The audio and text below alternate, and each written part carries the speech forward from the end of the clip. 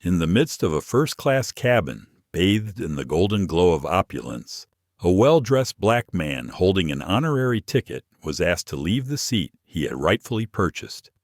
No shouting, no arguing. Ethan Brooks simply stood there, silent, resolute, his eyes burning with an unquenchable fire. A moment of stillness, yet one that ignited a storm of outrage that spread across the globe. And in that moment, history was rewritten by the indomitable spirit of a man who dared to face injustice, not with screams, but with courage. If you believe that every person deserves respect, if you believe in the power of fairness, hit like, share this video, and subscribe to our channel to help spread this moving story. Now let's embark on the journey of changing history on that fateful flight. In the faint light of early morning at Bradley International Airport, Ethan Brooks walked briskly into the bustling terminal. The sound of rolling wheels clashing against the polished stone floor blending with the gentle hum of early travelers. He wore a stylish charcoal gray three-piece suit with a crisp white shirt exuding an effortless elegance. In his left hand, Ethan tightly gripped an old black leather bag, while his right hand firmly held a first-class ticket. A ticket bought entirely with the honest earnings of his own Labor Seat 1A on Flight 422 with Aeroluxe Airlines to Geneva was where he planned to find some peace. However, as he neared the front of the plane, Ethan's composed demeanor slowly cracked, replaced by a lingering feeling of injustice. A sentiment stoked by casual whispers filled with unintentional bias. Approaching his seat, Ethan stopped.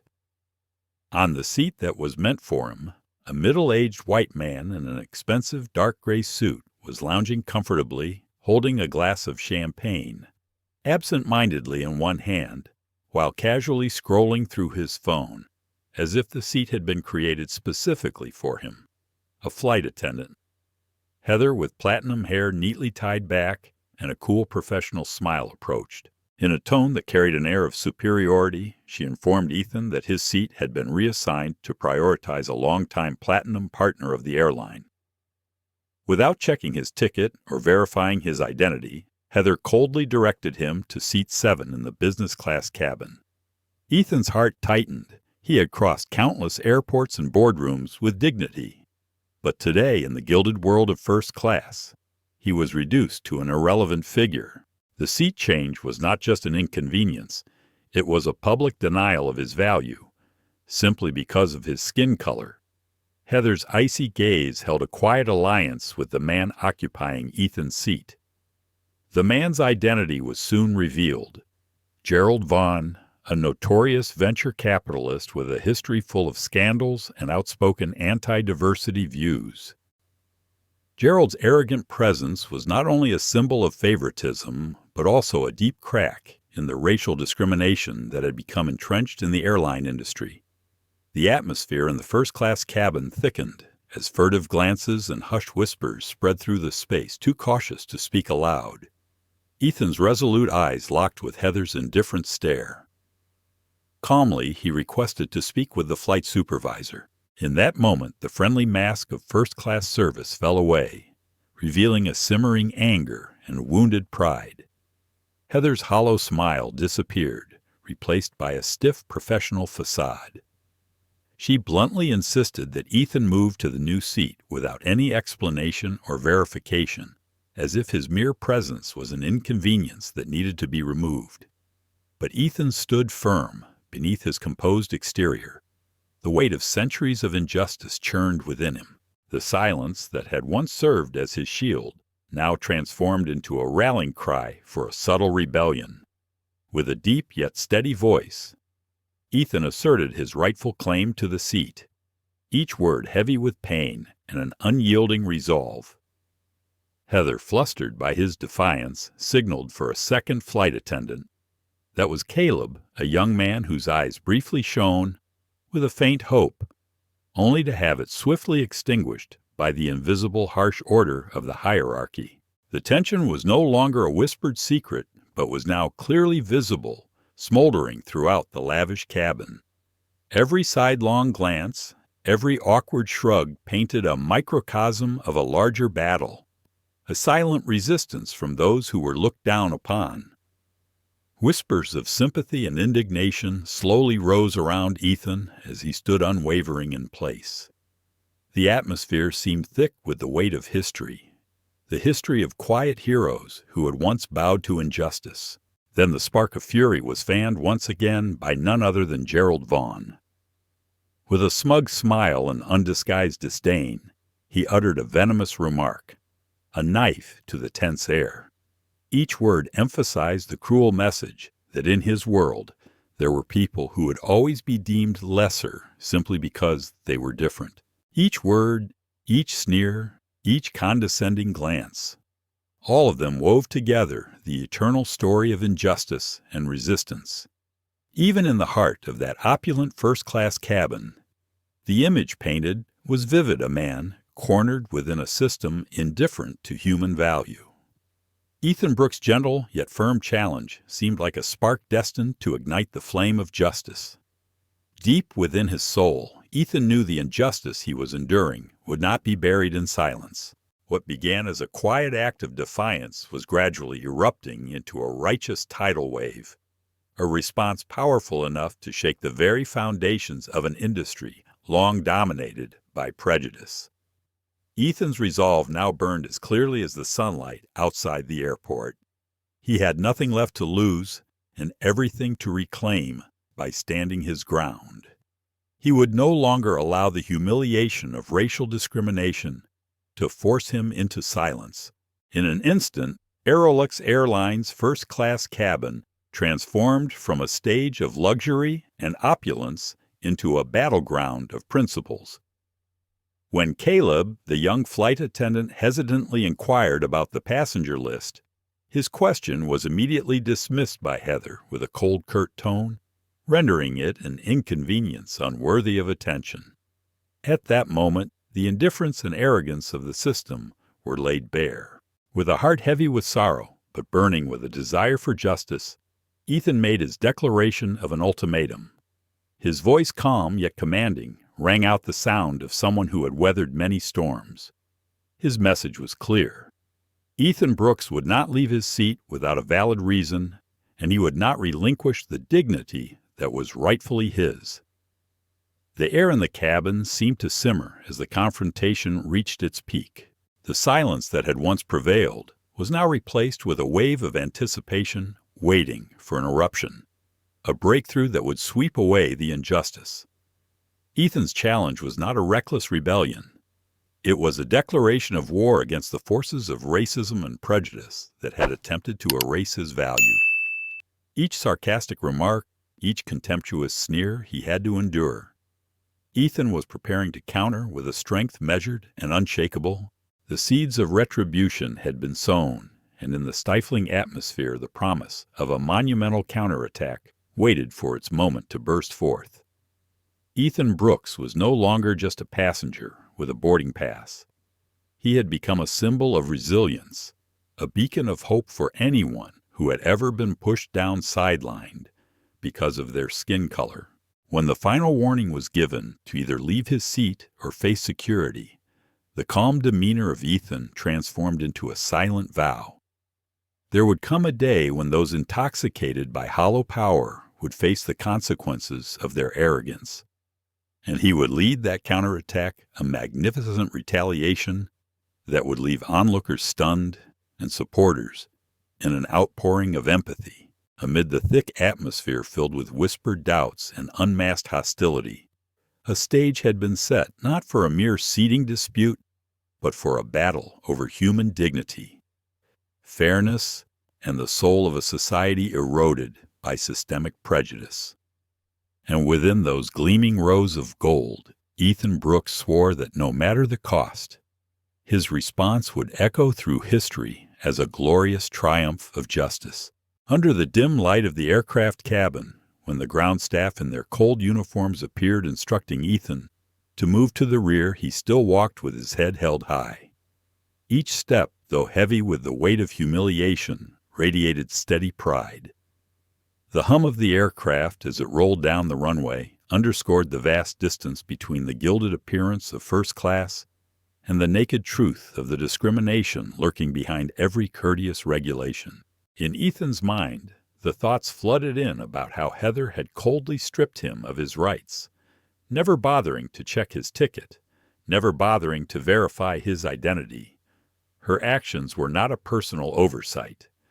They were a cog in the systemic conspiracy designed to maintain a sense of racial superiority. As the plane gradually soared into the deep blue sky, Ethan's ears inadvertently caught snippets of conversation behind the curtain, separating the business class from first class. Two flight attendants, Heather and a male colleague whom he had not yet seen clearly, were huddled by the service counter. They spoke softly as if thinking it was safe, but a few fragments of sentences still reached Ethan's ears, and what he heard only fueled the righteous anger smoldering within him. With just the snippets of conversation that reached his ears, Ethan Brooks felt a fire of bitter resentment ignite within him. Heather's voice, though soft, was as sharp as a scalpel. "I know this isn't ideal, but Gerald requested that seat, and when someone like him asks, you have no right to doubt." That dry response struck straight to Ethan's heart. He could also hear the gravelly, bitter voice of a male attendant, likely Heather's colleague, whispering in response, "You didn't even bother to check the passenger list." That remark was a silent confession, but with no trace of remorse. Heather let out a mocking laugh, then coldly replied, her words like needles piercing the fragile veneer of premium service. "You see for yourself. Does the company really want someone like him sitting next to Gerald or the board members?" Each word fell coldly, mercilessly imbued with the venom of systemic prejudice. For Ethan, each syllable was like a knife digging deeper into his sense of dignity. A first-class ticket, the expensive price he had paid, was supposed to command respect, but now it was nothing more than blatant disrespect. The quiet but venomous exchange continued, each sentence further suffocating the cabin air with the stench of enduring discrimination. And then the final hammer of Heather's conversation echoed. "Just try to get this flight to its destination. If he complains, it'll be buried like all the others." That statement nailed the painful truth. What Ethan was enduring wasn't an isolated incident. It was the result of a well-rehearsed drama of prejudice hidden behind the facade of service policies and outdated rules. As the pain lingered in his mind, a trembling but courageous voice from the hallway broke through the stifling atmosphere. An elderly white man dressed neatly in a traditional suit, wearing a loyal member badge of Aeroluxe Airlines, his safety card crumpled in hand, stepped forward. With a voice both sorrowful and accusatory, he shared, "A month ago a young man was also pushed from first class to economy with the same excuse of a class upgrade mistake." His gaze hardened with quiet anger as he continued. "I asked, and they coldly responded that it was an upgrade mishap." Funny, these mishaps never seemed to happen to anyone else. Though his words were soft, they rang in Ethan's heart like the toll of a bell, exposing the hollow moral pretense of the airline. Ethan listened intently, feeling a deep connection to the pain this man had once witnessed. When their eyes met in the old man's gaze was a blend of regret, steadfast will, and heavy resignation. When Ethan asked quietly, "So, what happened after that?" the man merely shrugged and answered simply. No one spoke up. That response tore away the deepest pain. Ethan realized that he wasn't alone in this fight. He was just another link in a long chain of people pushed aside by the system, a system that valued image over humanity. The plane continued its swift journey through the vast blue sky of the Atlantic. The first-class cabin quickly resumed its fake calm. The murmurs of contract exchanges, the clinking of crystal glasses. But beneath that glossy exterior, the slow decay could not be hidden. Ethan felt it clearly, every whispered word. Every sidelong glance was like the growl before a storm that was about to break. Then from behind the curtain, Gerald Vaughn's familiar voice rang out cold. challenging and dripping with disdain. "I don't care how much he paid. Sitting next to someone like him, it ruins the whole first-class experience." His voice, full of arrogance and contempt, sliced through the space like a knife. Each word from Gerald was another cut to Ethan's dignity, a public declaration that in this system, human value was only measured by skin color. Around them, passengers either awkwardly laughed or lowered their heads, avoiding eye contact. Their smiles, their confused gazes, only exposed their fear and complicity. At that moment, a black woman sitting behind Ethan leaned forward and whispered, "Did he really just say that?" Ethan simply nodded, his heart heavy. In his mind, a short message from Bryce Harmon. The flight supervisor suddenly appeared, confirming all of Ethan's fears. "Keep the first-class cabin pristine. Maintain the image. No mixing of races. This quarter's already getting too much attention." Those cold words weren't just typical instructions. They were a manifesto of systemic discrimination, an algorithmic order to erase people like him from the view of the elite. Reading that message again in his mind, Ethan felt the smoldering fire turn into a storm within him. This fight had transcended the first-class seat. It was a fight to reclaim dignity for himself and for all those who had been disrespected, cast aside just because of their skin color. As Ethan Brooks continued to endure wave after wave of injustice, Gerald Vaughn seemed to sink deeper into the mire of privilege. He reclined further into his premium leather seat, lazily swirling his glass of champagne in the shimmering light, and then dropped a comment that rubbed salt into Ethan's wounds. "People should know their place by now." His voice dripped with smugness, full of the ignorant self-assurance of someone who believes they were born to be privileged. Gerald continued, not bothering to lower his voice. "Money doesn't define class. Class is in the blood." Those words hit Ethan like sharp arrows to the heart. They were not just careless remarks, but a stark display of deep-rooted prejudice woven into the very fabric of society. Sitting silently in the cold business-class cabin, Ethan let his mind drift between the painful memories of what he had just endured and the larger picture, a system operating smoothly on a foundation of discrimination and exclusion. He remembered how Heather had casually issued her ultimatum, as if stripping him of his rights was just a simple administrative move. He remembered the vacant stares of the passengers around him, people who chose to turn away rather than speak up. It was that silence, that acceptance of resignation, which turned an injustice into something normal and despicable.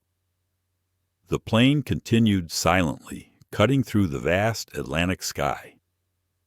Inside the cabin, some passengers tried to find false peace by putting on noise-canceling headphones or staring intently at the screens in front of them. But the furtive glances exchanged the quiet sighs were the cracks that could not be hidden. The suppressed sense of shared indignation, a glance from the last row of seats filled with empathy and challenge, pierced the suffocating air and found its way to Ethan. It was the look of a young black woman, her eyes alight with the quiet fire of solidarity. That brief moment, though fleeting, reinforced his belief that this fight was not just his own. Every step he took, every word he spoke, was representing the countless voices that had been silenced by the forced silence of the system. Caleb, the young flight attendant who had once shown a flicker of moral conscience, passed by Ethan several times. Each time his gaze lingered on him for a brief moment. Full of torment, full of pain, he seemed trapped between two worlds: the duty to obey a rotten system and the instinct to do what was right. The way Caleb silently lowered his head, his hands trembling slightly as he served the other passengers, made it clear that he understood that the outwardly glamorous rules were in reality a shameful stain. In the cold loneliness of the business-class cabin, Ethan opened his old notebook. The pen slowly but surely wrote down every detail: the whispered conversation between Heather and her colleague, the avoiding glances, the cruel words of Gerald Vaughn, The cold message from Bryce Harmon, with the directive to maintain the image. Each detail was not just a small slice of reality. It was evidence, a weapon for the counterattack that was to come. Ethan knew he could not let this humiliation become a solitary wound in the history of the oppressed. He would turn it into a punishment with the power to spread a thunderbolt that would force the whole world to listen. The air inside the cabin felt like it was about to shatter under the weight of the truth. Behind the forced laughs, the awkward social conversations, was an unspoken earthquake waiting to erupt. Everyone in the cabin could feel the instability, but instead of facing it, they chose to cling to the illusions of stability like passengers on a slowly sinking ship pretending not to notice. Ethan looked up out the window. The sky outside was a deep, peaceful blue, so serene it was heartbreaking, completely contrasting with the storm brewing inside him. He recalled Heather's condescending gaze, Gerald's smug grin, and the icy indifference of the other passengers. All of this had forged a steel determination within him. He would never be silent again. Every offense he had suffered today, every injustice exposed would be the brick that built the road to justice. And so, as the plane continued its journey toward Geneva, Ethan also began another journey, the journey of righteous retribution, of a man who would no longer allow himself or others like him to be cast aside. As the cabin lights dimmed, he swore to himself that he would not only seek justice for himself, but for all the souls who had been crushed by the indifferent wheels of prejudice. And he knew his actions would not just be a lone voice in the crowd, but would become a tidal wave, a force that would sweep away the injustice wherever it went. Every beat of Ethan Brooks' heart now was a drumbeat, heralding the arrival of the awakening moment. As the plane passed through the silvery clouds of the Atlantic, he was also crossing the final boundary of endurance. He would no longer be the man pushed to the back of business class. He would become an unstoppable voice in the long war to reclaim dignity for those who had been erased in silence. And once that bell rang, no one would be able to stop the storm of change that he was about to set off. The sweet arrogance in Gerald Vaughn's voice and the heavy, regretful look from the older man, the one who had once served on the airline's advisory board, struck Ethan Brooks like cold knives to the heart. All the shards of this injustice fused together, forging in Ethan a will that could not be broken. He knew that the response he was about to give could not be a mere single act of defiance. It had to be powerful. It had to be grand. It had to match what he had endured. In a society where privilege was used as a weapon, Ethan understood only a truly earth-shattering counterattack could tip the scales of justice. The hours that followed would be the greatest test of his life, where courage and resolve would be tested to the limit. Ethan silently swore to himself he would gather every piece of dignity, every last bit of strength left in his body, to deliver a counterstrike that would make those hiding behind prejudice tremble. He envisioned a future where the words he painstakingly recorded in his old notebook would not just be evidence of a small incident, but the spark that ignites a revolution, a place where the archaic discriminatory rules would be exposed layer by layer, a future where every passenger, as they entered the first-class cabin, would feel a firm, unshakable commitment to justice and human dignity. The atmosphere in the cabin remained as thick as before, but the silence had changed. No longer was it cold indifference, but a somber acknowledgement that something deeply wrong had occurred, and those sitting here in one way or another were complicit. The plane continued its quiet journey across the vast Atlantic, but inside Ethan Brooks a quiet revolution had begun to take shape.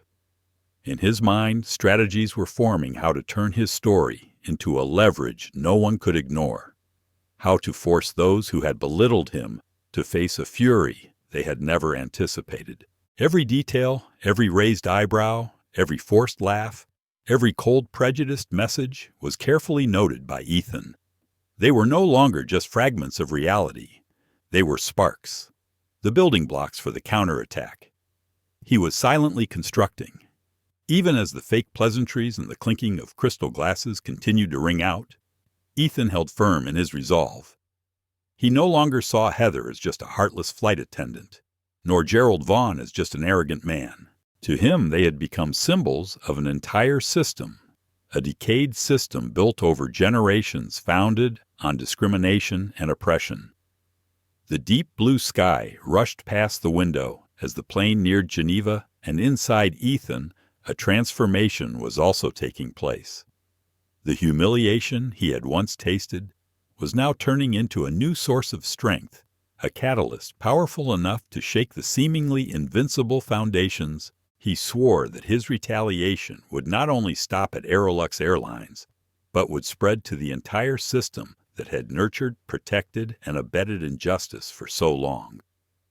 The worried looks, the awkward exchanges of glances around the cabin, were a silent confession that the times were changing. No one spoke it aloud, but Ethan could feel it in every glance. There was an unspoken acknowledgement that what was right was standing with him. He was no longer alone on this flight, and he would certainly not be alone on the journey ahead. In the brief moments when the hum of the engines filled the cabin like a heavy blanket, Ethan Brooks allowed himself to close his eyes. He let his mind drift back to the times when he or people like him had been humiliated, treated as invisible. Each time was another cut to his soul, but now instead of falling into pain, it had forged an unshakable strength within him. The pain was no longer a burden. It had become fuel. The humiliation was no longer a chain. It had become wings. And the betrayal of those fake smiles, those insidious rules, those very things had unwittingly propelled Ethan Brooks from a mere passenger to the torchbearer of a rebellion. This flight, which seemed like a simple journey from Bradley International Airport to Geneva, had transformed into a fateful voyage, a journey not just across the ocean, but across the impenetrable walls built by prejudice and greed. Ethan knew that when the moment came, his counter-strike would not only leave those who had triumphed on this flight stunned, it would shake the very foundations of the airline industry and perhaps the decaying social systems that had long protected and abetted injustice. The plane began to descend its wheels, touching the tarmac, and the cabin filled with the light of preparation for landing. In that moment, Ethan Brooks opened his eyes, his gaze alight with a new determination. Not hatred, not weakness, but the strength of a man who had found a purpose greater than himself. He understood that this battle was far from over, that his opponents were not just an airline, not just the men in suits in first class. They were an entire culture that had long condoned discrimination and injustice. And he, Ethan Brooks, was ready to step into that battle with a fire that could not be extinguished, burning from his heart. Ethan Brooks was determined not to let this injustice fade into obscurity, like so many stories buried under the indifference of massive corporations. He would turn his pain into a rallying cry, a powerful call that would stir the souls of all those suffocated by a system of favoritism and flaws. Every furtive glance, every whispered word of support, every cruel remark from those who thought they had the right to decide who deserved to be where he would carve them deeply into his mind. And when the time came, Ethan promised himself his counterattack would be thunderous, meticulously calculated down to the finest detail enough to make not only Aeroluxe Airlines, but the very social structures built on injustice tremble. As the aircraft's landing gear began to descend and the cabin lights flickered, Ethan sat still, silently gathering the storm within his heart. He understood his next step was not a rash action in this confined space, but a long-term campaign, a strategic plan to expose all the truths that had been hidden for far too long. He would tell his story, every painful detail, every act of systemic discrimination he had witnessed during this fateful flight. Through that story, he would empower others, urging them to rise up to question the status quo, to reclaim the justice and respect that had been stolen from them. The fire that had once burned quietly within him had now become a brilliant beacon, a guiding light for the voices that had been forced into silence for so long. As the plane slowly descended, Ethan swore to himself and to all those who had ever been pushed aside simply for being different. This battle had only just begun. There would come a day, when the arrogance of people like Gerald Vaughn, the cold indifference of people like Heather, would no longer be tolerated. There would come a day when the rules established to serve privilege would be exposed, their blatant falsehoods laid bare for all to see. And on that day, Ethan Brooks would stand at the front lines, leading a great revolution, one that would make even the most impenetrable halls of justice tremble. He would rewrite this story with his own blood tears and resolve from a tale of injustice to a triumphant anthem of dignity, unity, and unyielding strength. The plane slowly rolled toward the gate, the low hum of the engines merging with the heavy, suffocating atmosphere inside the cabin.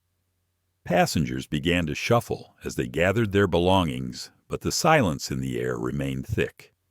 No one dared say a word. No one dared face the truth laid bare before them, that a human being had just been humiliated in the heart of a space that was supposed to symbolize class and civility. Ethan picked up his worn notebook and his faded coat, his steady footsteps leading him out of the plane. Each step he took was not just a departure from a tainted first-class cabin, but the step of a warrior carrying the weight of the past and hope for the future. Each stride was a declaration. He had been insulted, but he would not be defeated. Outside, the lights of Geneva Airport blurred under the gentle breeze, but in Ethan's eyes they were the lights of hope. The road ahead would undoubtedly be rough, filled with traps and opposition, but his heart scarred as it was remained strong and unyielding. He would turn every offense, every act of systemic cruelty he had endured into the bricks that would pave the road to justice, not just for himself, but for millions who had been forgotten. Ethan Brooks stepped off that plane no longer just a humiliated passenger. He had become a living symbol of resistance, a relentless flame in the dark night of injustice, a wake-up call to a world that had been blind to the illusion of fairness for too long. In Ethan's heart, a plan had formed. He would reach out to civil rights organizations. He would spread this story beyond the confines of a single flight. He would expose not only the ones who had directly offended him, but the entire system that protected and perpetuated injustice. Every hall, every meeting room, every newsroom would be shaken by his story. And then those who had mocked him, those who had scorned him, would have nowhere to hide from the storm of justice they had sowed themselves. On Aeroluxe Airline's flight 332, where they had tried to silence him, Ethan Brooks had found something that no oppressive system could ever take away, a living ideal and an unbreakable will. And so in the heart of Geneva's night, a man once scorned simply for the color of his skin, quietly sowed the seeds of a revolution not just to reclaim a seat, but to reclaim the dignity of all those who had been overlooked. A revolution that would break every invisible chain and burn every fortress built on prejudice and fear. Bryce Harmon strode decisively toward Ethan Brooks, his face wearing a carefully crafted mask of polite professionalism, the cold demeanor of someone about to deliver carefully prepared bad news. Bending down beside Ethan's seat with a posture that suggested false sympathy, Bryce began speaking in a smooth, rehearsed tone, each word honed to the point of losing all trace of sincerity. "Mr. Brooks," he said, his smile tight and hollow, never reaching his eyes. "I need a moment to speak with you." Ethan nodded gently, his expression calm. But beneath that composed exterior, the anger simmered, threatening to erupt like molten lava. Bryce continued, his voice icy clipped, as if reading from a scripted speech. "We've received reports that your presence in business class after the seating issue is causing discomfort among other passengers. His words were presented as an undeniable fact, twisting the story into a malicious narrative to defame Ethan. Ethan clenched his jaw, the muscles in his face tensing, but his voice remained composed, maintaining an impressive calm. "What have I done to cause this discomfort?" Bryce didn't blink, continuing to list the disruptive behaviors writing in his notebook, muttering to himself, conversing with the flight attendants. All trivial actions that should have been seen as expressions of patience and dignity, now twisted into supposed evidence of imagined wrongdoing. A soft laugh escaped Ethan, not because he found it funny, but because of how absurd the situation had become. Quiet, dignified gestures were being used as pretext to remove him. Before Ethan could respond, Bryce coldly announced, "For the safety and comfort of all passengers, we have decided to make an emergency landing at Shannon, Ireland in the next 30 minutes. Soon after, the lifeless voice of the flight crew echoed over the intercom, confirming the decision. The cabin immediately fell into a quiet, subtle shock. Murmurs of discontent spread through the rows of seats. A man shook his head in disbelief, whispering to his companion, "Are they really going to kick him off just for a seating mix-up?" Another bitterly responded, "This isn't a mistake. This is punishment." Meanwhile, Caleb, the young flight attendant, who had once shown a flicker of conscience, quietly passed by Ethan. Each time he walked past, his eyes met Ethan's for a brief moment, filled with an unspoken plea for forgiveness. The gaze of a man torn between two forces, one being the orders of his superiors, the other being the call for justice. Caleb's face bore the weight of sadness and shame, as if every step he took was another wound to his conscience. In that heavy atmosphere, Ethan slowly rose from his seat. He picked up his worn notebook and faded jacket, then slowly moved toward the front of the plane. His posture was strong, poised like a warrior in a moment of fate. A few passengers hesitantly took out their phones, hands trembling as they aimed their cameras at him. A young woman sitting near the emergency exit, her face pale with a mix of anger and fear, whispered to the people watching the live stream on their phones, "They're making him get off the plane." Ethan didn't raise his voice, didn't resist. He simply walked silently, with a dignity so powerful that anyone witnessing couldn't turn away in that moment. Even surrounded by injustice, he maintained his integrity like a beacon in the dark. The live stream began to spread at lightning speed. From a few hundred viewers at first, the number quickly soared to 20,000, then 300,000. And by the time the plane touched down, more than 1 million people around the world had witnessed the incident. Hashtags like "Po Justice for Ethan," "Flight Dwo Trogbo," "Flying While Black" erupted across social media platforms, spreading outrage and solidarity into every corner. As Ethan was led outside through the rear door, surrounded by Irish security personnel, Bryce made another fatal mistake. His voice rang out clearly, without a hint of remorse. "Handle this quickly before he causes any more trouble." An Irish security officer, calm in demeanor, but with sharp eyes, muttered just loud enough for those nearby to hear, "He's the calmest person here." Inside the plane, the passengers continued to sit in uncomfortable silence. Gerald Vaughn, unabashedly reveling in his triumph, reclined further into his 1A seat, gently swirling his champagne glass. He spoke in a cold, careless tone that echoed through the cabin. "Good this flight, just got a lot lighter." Gerald's smirk and the clink of his glass rang out in the heavy air, like a final insult, as if power and privilege could forever mask the injustice. But this time, Gerald Vaughn was mistaken. Outside, the whole world was watching, and the truth this time would no longer be stifled. In the first-class cabin, Gerald Vaughn raised his champagne glass, his voice ringing with crude arrogance.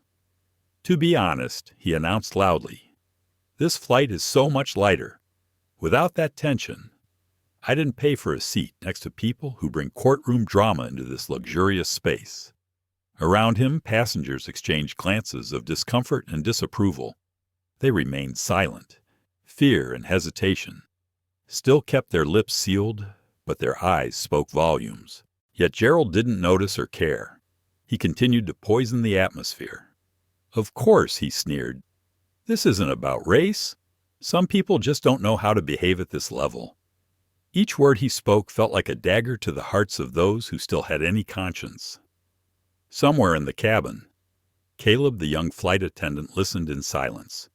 His hands trembled slightly as he poured drinks, the internal struggle visible in every movement. Unable to bear it any longer, Caleb discreetly lifted the cabin divider and whispered to Heather with a tone of skepticism, "Did you hear what he just said?" Heather, her face cold, as ice eyes focused on arranging snacks, snapped back, "Don't get involved. Finish your work."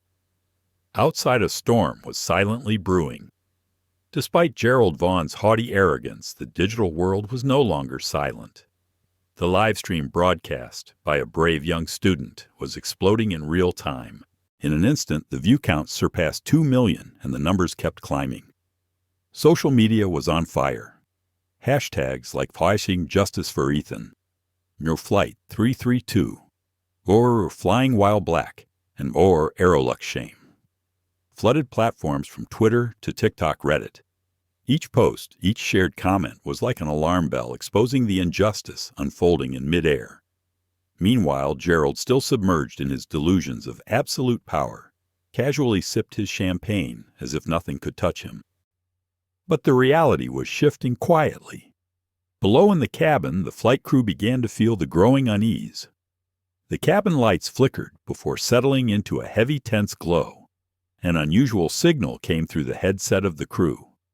Bryce Harmon immediately leaned in to listen closely, his usually cold face suddenly contorting in fear. His complexion paled as he heard the urgent message. Without a word, Bryce quickly made his way toward the cockpit. His actions were the final straw signaling to those around him that even those holding power were starting to panic. At the same time, in the corner of the cabin, Heather's phone buzzed violently. Her hand shook as she pulled it from her uniform pocket. On the screen was a prominent notification. Black CEO removed from first-class cabin on Flight 332. Alleged racial discrimination. The news was no longer just a trend. It had exploded across national news outlets. Images of Ethan Brooks calmly escorted by Irish security had become a symbol of the rage demanding justice. Heather stood frozen, realizing the truth could no longer be hidden or undone. Just then, the divider between the first-class cabin and the rest of the plane was pulled back. Ethan Brooks returned his demeanor, calm but unwavering. He was no longer just a humiliated passenger. He had become a living symbol of resistance. A tense silence filled the cabin as he strode forward. Gerald Vaughn, who had once been so smug, froze. The champagne glass in his hand halted midair. When Ethan stopped, his voice rang out cold and sharp, slicing through the air. "You tried to humiliate the new owner of this airline, and that will not be overlooked."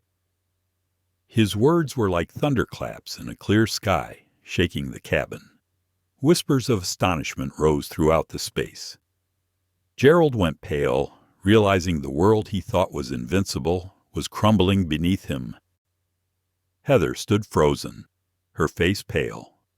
Caleb quietly lowered his head, filled with deep regret. Each passenger in the cabin was now a witness to a historic moment, the moment when the arrogant, the complicit in injustice, were forced to face the consequences.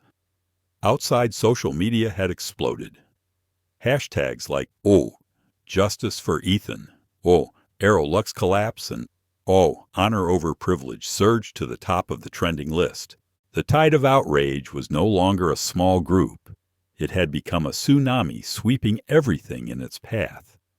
The seemingly impenetrable walls of Aeroluxe Airlines were cracking hour by hour under the pressure of an undeniable truth. And in the midst of that storm, Ethan Brooks remained as calm as he had been since the beginning of the flight, a symbol of dignity that could not be defeated, and a beacon leading the way into a new era, an era where justice was no longer a distant dream. Each step Ethan Brooks took toward the airplane exit was not just a departure. Every stride was a hammer blow against a system that had long trampled the dignity of countless people. The pain and humiliation he had endured were now transforming into an unstoppable source of power, a storm signaling the inevitable change that would come. At that fateful moment, as the ground crew in Ireland prepared to receive him, Ethan turned back one last time. He faced the dazed expressions of the passengers who had remained silent throughout the journey. His eyes ignited, glowing with the unwavering resolve of someone who had witnessed too much injustice, but had kept an unbroken soul. His voice rang out deep and powerful, like the sound of a bell reverberating through the heavy sky. You underestimated the strength of a quiet man whose heart will never be broken. Today, you are not only witnessing the awakening of justice, but the beginning of a revolution built on the foundation of dignity, resilience, and an unwavering refusal to be erased. Each word Ethan spoke pierced the hearts of everyone present. The mocking laughter of Gerald Vaughn now faded into a distant, pathetic echo in the thick atmosphere of awakening. The livestream continued to capture every tear, every determined glance, every whispered word of solidarity that spread across the globe. It was no longer just a video. It had become a battle cry, awakening the collective consciousness of the world to the deep, painful existence of injustice. As the plane descended, preparing to land in Shannon, Ethan's mind was already on the future. He envisioned a world where every ticket, every seat, every regulation would be free from the stain of discrimination. His live stream wasn't just recounting the humiliation he had endured. It was the blueprint for a justice movement, a place where the enemies of fairness would have no refuge. With each passing minute, the promise of change grew clearer, like the first light of dawn, tearing through the heavy dark night. In the quiet corridors of the airport terminal, as Ethan was escorted through a separate door, his story had already become a symbol. For anyone who had been denied their worth simply because of their origins or skin color, Ethan Brooks's actions that day signaled not just revenge, but also the spark of hope for a future where discrimination would be eradicated, where every wrong would be toppled by the power of truth and solidarity. The young man, once pushed out of first class, once treated as nothing more than an inconvenience, had now become a beacon of resistance. His quiet strength had stirred a wave of change that no one could ignore. With each meticulous note in his worn notebook, Ethan was preparing to unveil a story strong enough to shake even the fortresses of privilege that had stood for generations. His plan wasn't just aimed at the airline industry. It would be a whirlwind sweeping through every sector that had been complicit with injustice and discrimination. Inside the terminal, as major news outlets crowded to report the event, passengers and airport staff alike could feel it. The age of silence was over.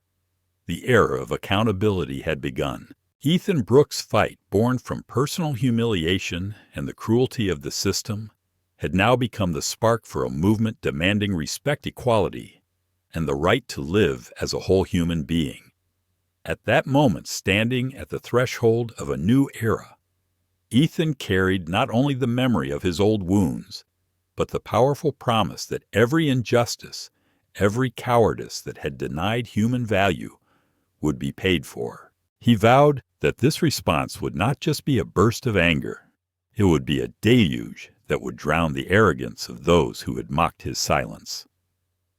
As the lights of Shannon Airport flickered through the airplane window and the world outside began to wake, Ethan Brooks silently swore he would not stop until every brick of the fortress of injustice had been shattered under the radiant weight of truth, unity, and compassion.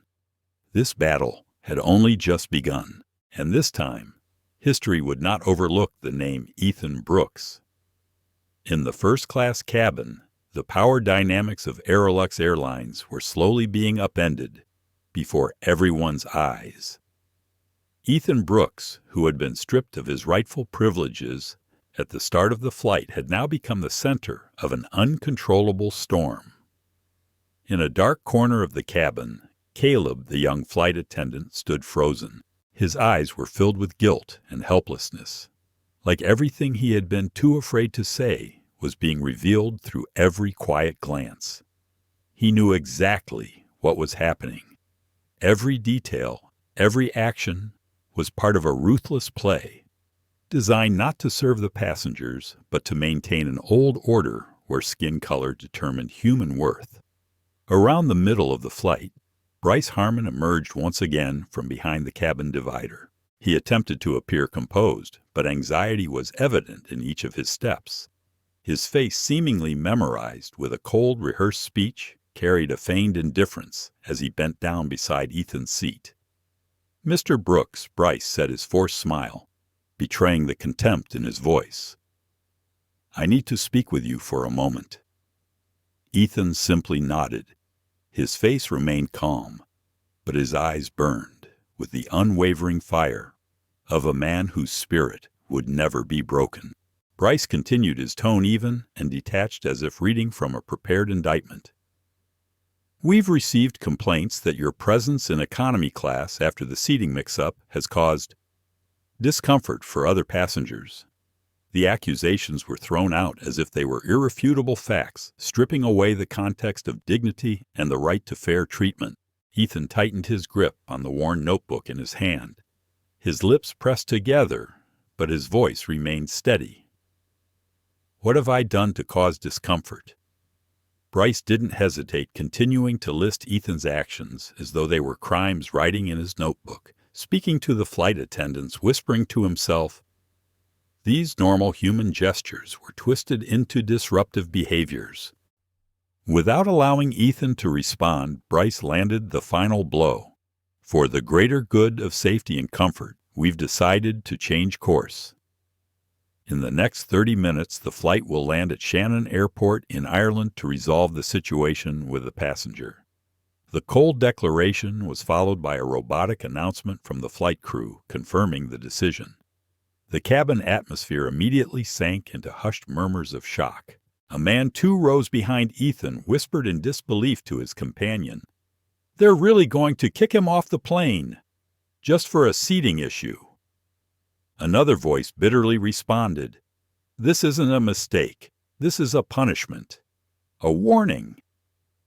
Everyone understood this was a deliberate act, a message meant to reaffirm the old order. Caleb, despite the internal storm tearing at him, had no choice but to obey.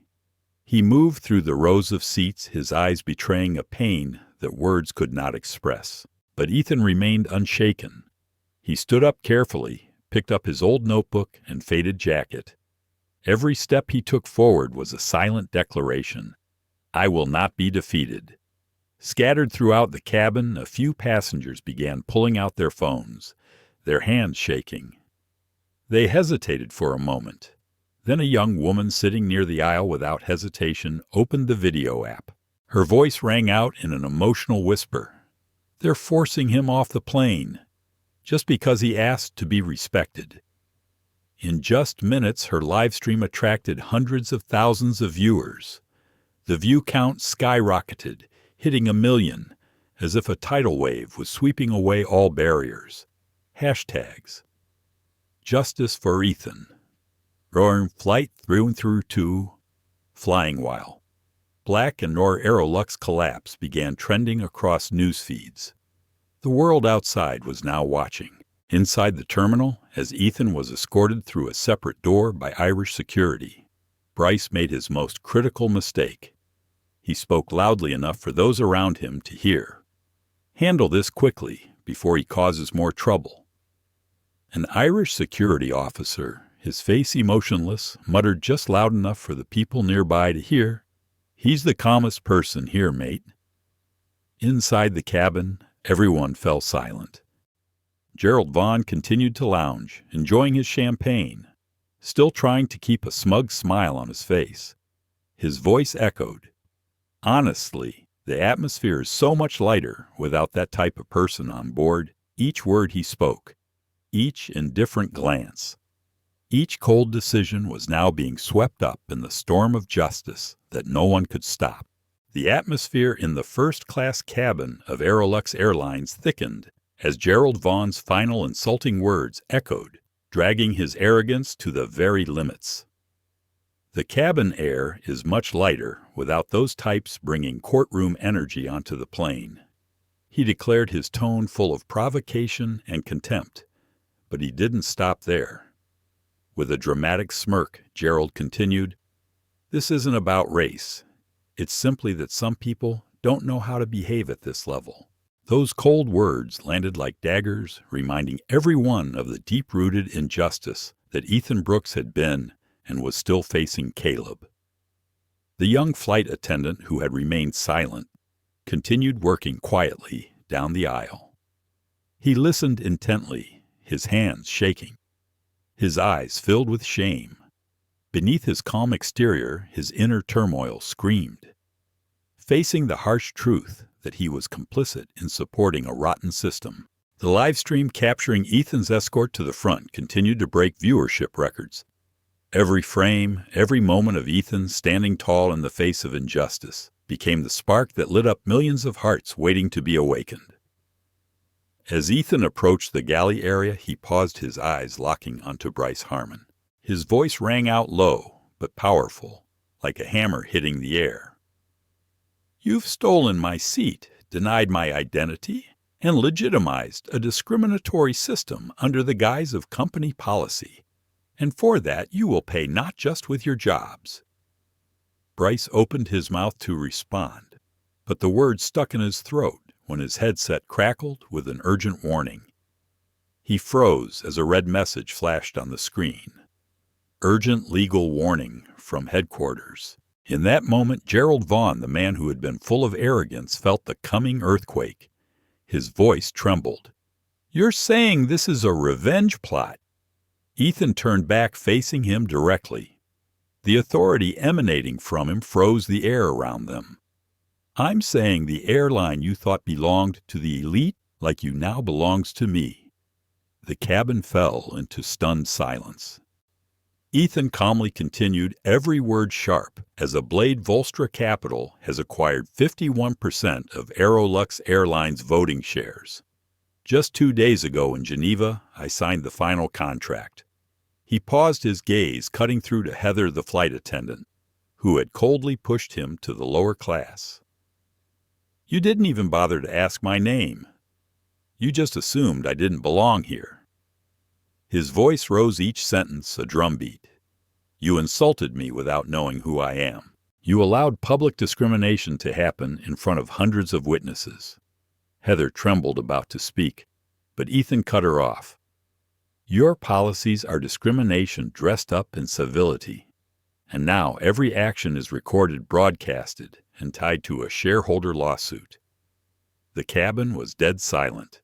No more diverted glances, no more awkward smiles. Only pure respect for the man who had been trampled, but still stood tall. Ethan Brooks was no longer the troublesome passenger in their eyes. He had become a living symbol of indomitable resilience. Across the cabin, Gerald Vaughn no longer sat in his smug posture. He slumped in his seat, clutching the now watered-down glass of wine, his face ashen, knowing full well that the financial storm was already beginning to hit. At the same time, Ethan's Clause 7C protocol had been triggered. Volstra Capital's internal system immediately began liquidating Aerolux shares at an astonishing rate, 11:41 GMT. The trading floors in London and New York were plunged into red alerts. In just 90 seconds, Aerolux's stock dropped 12%, and within minutes it plummeted to 27%. Market analysts were in disarray. News outlets pivoted immediately. Soon, Volstra Capital issued a public statement. Due to severe operational ethics violations and a breach of shareholder trust, Volstra Capital is immediately severing all ties with Aeroluxe Airlines. Within minutes, major news outlets aired the stories Bloomberg CEO ousted from his paid seat. $500 million evaporates in 10 minutes, CNN crisis at 37,000 feet. Racial discrimination causes business collapse. Ethan Brooks's quiet yet seismic act of retribution not only shattered an airline, it sent shockwaves through an entire system that had long been built on injustice. The news of the Aeroluxe Flight 882 incident spread like wildfire, becoming a global storm. Bloomberg headlined in shock. CEO ousted from first class. $500 million evaporates in just 10 minutes. Shortly after, CNN broadcasted corporate disaster at 37,000 feet. Racial discrimination causes financial crisis. Across airport lounges worldwide, the screen switched instantly from sports to breaking news. The live stream of the young student capturing Ethan Brooks being escorted off the plane continued to play alongside the plummeting stock prices of Aeroluxe Airlines. Social media erupted. Hashtags like "Og or Cole clap back," or "Flight, O's egg do justice," or "Power in silence" became the fiery rallying cries for millions of angry voices. Investor Shah Laram tweeted a succinct yet sharp message. Never underestimate a well-dressed black man, especially when he signs your paycheck. The tweet encapsulated the emotions of millions following and supporting Ethan. At Aeroluxe Airlines headquarters in Manhattan, chaos erupted. Emergency calls flooded in. Legal teams scrambled, and the board of directors faced the harsh reality their empire was collapsing. Back inside the plane, Heather sat huddled in the galley, the cold blue light from her phone screen casting an eerie glow on her pale face. Her face now appeared in a viral thread titled, "The Face of Corporate Shame." Meanwhile, Caleb, the young flight attendant, stood frozen at the back of the cabin, weighed down by guilt and helplessness. At the same time, Bryce Harmon, the once arrogant man, was sweating profusely as he received the urgent message from the legal team. His face went white, and all his remaining hope dissolved into thin air. As Ethan walked through the jet bridge, whispers rippled through the crowd. His silence, meticulously recorded and broadcast to the world, not only touched the hearts of those witnessing, but also stirred an entire generation. Gone were the lavish facades, gone were the fake policies. The naked truth had been exposed. At 37,000 feet, a call for a fair and humane society had been ignited, and no one could extinguish it. For Ethan Brooks, this had never been just an act of revenge. It was a declaration, a new beginning for those who had been crushed by injustice. The news of the financial collapse spread quickly, laying bare outdated policies and the arrogance of Aeroluxe under the harsh light of justice. At the airport terminal, television stations scrambled for interviews and executives stumbled, trying to control the crisis. Ethan stood there calm and unyielding, transforming from an unknown passenger into a symbol of change. His story that didn't just stir the media, it sparked a wave of reform. An anonymous whistleblowing system was implemented. Comprehensive internal audits were launched, hiring policies were rewritten, and an anti-discrimination movement began to take root. At a small ceremony in Newark honoring true leaders, Ethan Brooks stepped onto the stage. He spoke just one short sentence, but it struck deep. Power doesn't lie in your voice, but in what you silently fix when no one's looking. Those words, simple yet profound, transformed a personal humiliation into permanent change in a system that once arrogantly believed it couldn't be touched. When Ethan Brooks stepped off that plane, he didn't just reclaim his own dignity. He opened a path for millions of others, those who had silently endured those voices that had been forgotten. From a small moment in the first-class cabin, Ethan sparked a global movement demanding justice, equality, and compassion, because true strength doesn't lie in noise. It resides in the hearts of those who are silent, but never broken.